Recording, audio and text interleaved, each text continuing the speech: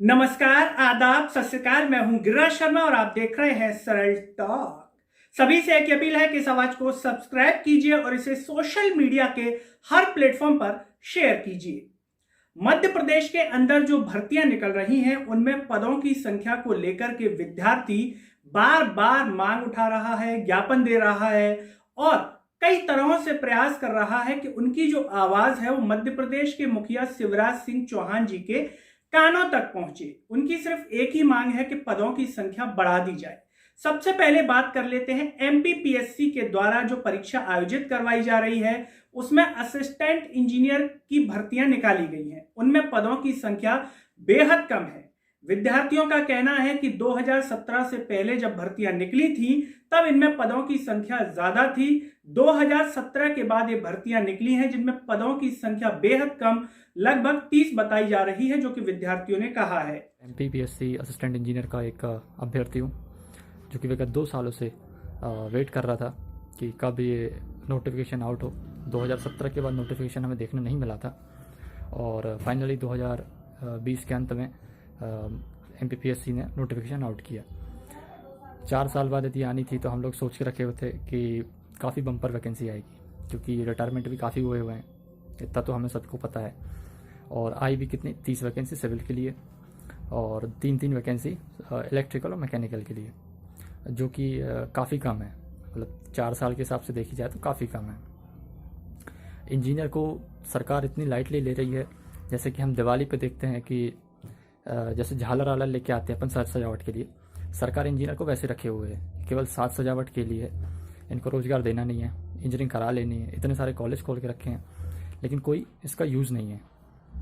लेकिन सबसे बड़ी बात यही आ रही है कि इतने कम पदों में और इतने विद्यार्थी, आखिर उनका कहीं ना कहीं आत्मविश्वास कम होता है, कमजोर होता है कि इतने पदों में कैसे चयनित होंगे। लेकिन बात यह आ रही है कि समय के साथ ये भर्तियों में पदों की संख्या आखिर कम क्यों हो रही है। क्या ये एक अच्छा सूचक है या खराब सूचक है? आप हमें कमेंट में बताइए। अगर अच्छा सूचक है सरकार के अनुसार कि तो अच्छी बात है, पदों की संख्या कम हो रही है, तो क्यों ना सरकार में जो मंत्री हैं, नेता हैं, वो भी अपनी तनख्वाह जो है उसको कम करवाते चलें साल दर साल। अगर अच्छा सूचक है तो अपनी जो तनख्वाह है उसको साल दर साल कम करवाते चलें और जो इंजीनियरिंग के कॉलेज खोले गए हैं पूरे प्रदेश में उनको बंद करवा दिया जाए। अगर पद नहीं है, भर्तियां नहीं है, सरकारी भर्तियां, तो इन कॉलेजों का क्या फायदा? क्योंकि ज्यादातर जो परीक्षार्थी होते हैं, जो विद्यार्थी होते हैं, वो उम्मीद करते हैं कि कॉलेजों में वो पढ़ाई करेंगे, पढ़ाई करने के बाद सरकारी नौकरी की जो भर्तियां निकलेंगी उनमें वो सरकारी पदों पर चयनित होंगे। लेकिन इतने कम पद होने पर आखिर उनके सामने भी एक बड़ा सवाल खड़ा हो जाता है जब वो डिग्री कर करके निकलते हैं। खेलते हैं एमपी स्टेट इंजीनियरिंग सर्विस की तैयारी करता हूँ। मैं एस्पिरेंट हूँ उसका और मैं इस एग्ज़ाम के लिए लगभग 3 साढ़े 3 साल से वेट कर रहा था। और जब मैंने नोटिफिकेशन देखा तो देखा कि सिर्फ 30 पोस्ट आई है 3 साल के अंदर में, तो इससे मैं बहुत डिमोरलाइज हो गया हूँ। मुझे समझ नहीं आ रहा कि तैयारी कैसी की जाए। तो मैं जितने भी हायर अथॉरिटी है एमपी की, शिवराज सिंह चौहान सीएम, उनसे अनुरोध करता हूँ कि जल्द से जल्द वैकेंसी को बढ़ाया जाए। अब बात यह आ जाती है कि मध्य प्रदेश के मुखिया शिवराज सिंह चौहान जी, जो कि कई बार रैलियां करते हैं, सभाएं करते हैं, जनता के कष्ट को महसूस करने की बात करते हैं, उनके विश्वास को टूटने नहीं दूंगा, इस तरीके की बातें कही जाती हैं। लेकिन इन विद्यार्थियों की बातें आखिर उन तक पहुंच रही हैं तो उसको क्यों नजरअंदाज किया जा रहा है? उस पर क्यों ध्यान नहीं दे रहे मध्य प्रदेश के मुख्यमंत्री शिवराज सिंह चौहान जी? क्या उनके लिए युवा महत्वपूर्ण नहीं रहा? क्या उनके लिए इन परीक्षाओं के विषय महत्वपूर्ण नहीं है? क्या इनके बिना आत्मनिर्भर मध्य प्रदेश बनाने की परिकल्पना की जा सकती है? इतने कम पद, जिसमें असिस्टेंट इंजीनियर के जो पद हैं वो 30 बताए हैं, इलेक्ट्रिकल और मैकेनिकल में तो 3 के लगभग पद बताए गए हैं कि 3 ही पद निकले हैं। सोचिए आप, लाखों विद्यार्थी होंगे, हजारों विद्यार्थी परीक्षा देते होंगे, उनमें इतने कम पदों की संख्या। क्या यह गर्व का विषय है मध्य प्रदेश के लिए? क्या रोजगार के साधन मध्य प्रदेश की शिवराज सरकार में खत्म होते जा रहे हैं? क्या आने वाले समय में इन पदों की संख्या और भी खत्म हो जाएगी? क्या पदों की संख्या विलुप्त हो जाएगी? बिल्कुल नहीं बचेंगे। यानी कि माता पिता अपने बच्चों को पढ़ा तो सकते हैं, पढ़ाइए, शिक्षा दीजिए, लाखों पैसा खर्च करिए, लेकिन सरकार से उम्मीद मत करिए कि वो आपको रोजगार देगी।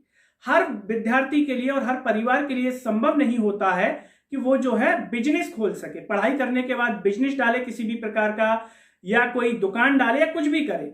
कई विद्यार्थी होते हैं, उनकी सिर्फ एक ही उम्मीद होती है कि सरकारी पदों में जो है भर्तियां निकलेंगी और हम उनमें ज्वाइनिंग होंगे, एक सम्मानित पद पर पहुंचेंगे, देश की सेवा करेंगे, प्रदेश की सेवा करेंगे। लेकिन मध्य प्रदेश के मुख्यमंत्री शिवराज सिंह चौहान इसके लिए कोई ब्लूप्रिंट तैयार नहीं करवा पा रहे हैं। क्या ये युवा प्रदेश की सेवा नहीं कर पाएगा सरकारी भर्तियों में ज्वाइनिंग होने के बाद? इतने कम पद, आखिर इतने कम पद क्यों आ रहे हैं? इसका जवाब कहीं ना कहीं शिवराज सिंह चौहान जी को बताना चाहिए कि इसका कारण क्या है।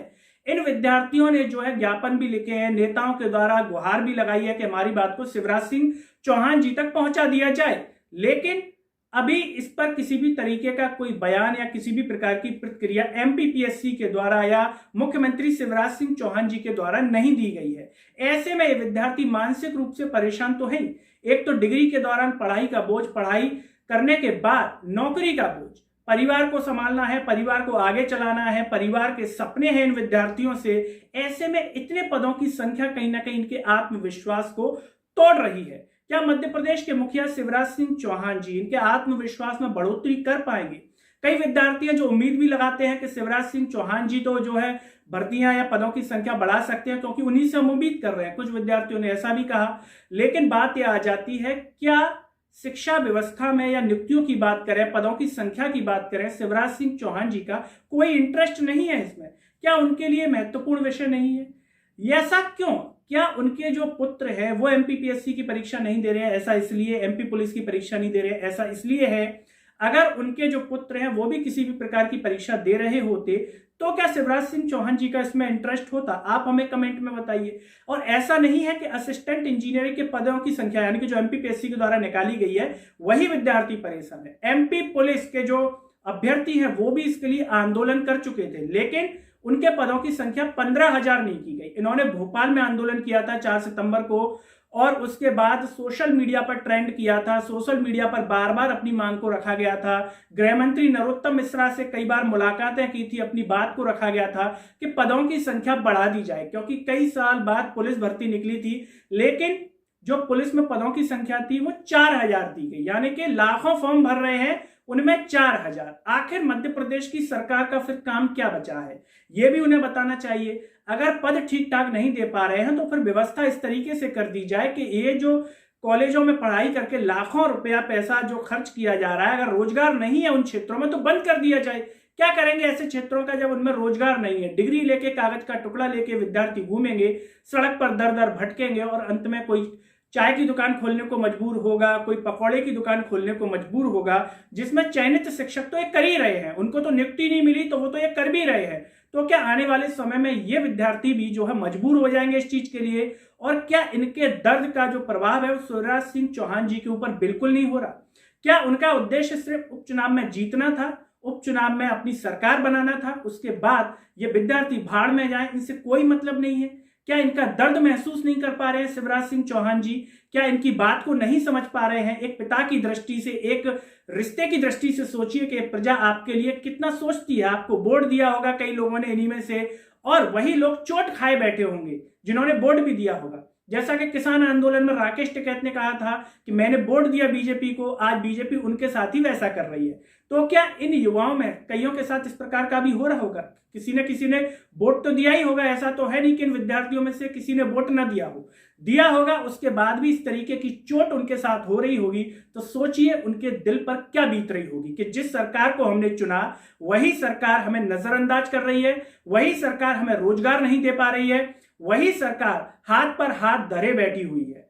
आखिर इस पर क्यों विचार नहीं कर पा रहे शिवराज सिंह चौहान जी?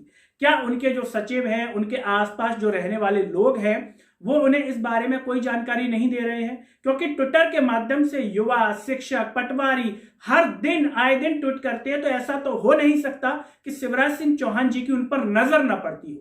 उन पर ध्यान तो अवश्य जाता होगा, और ध्यान जाने के बाद किसी भी प्रकार की प्रतिक्रिया न देना, क्या ये एक संवेदनशील मुख्यमंत्री की निशानी है? क्या वो संवेदनशील है या असंवेदनशील है? आप हमें कमेंट में बताइए। लेकिन इन छात्रों का दर्द, इनके माता पिताओं का दर्द ये तो समझ ही रहे हैं, लेकिन प्रदेश के मुख्यमंत्री शिवराज सिंह चौहान जी को भी इनका दर्द समझना चाहिए।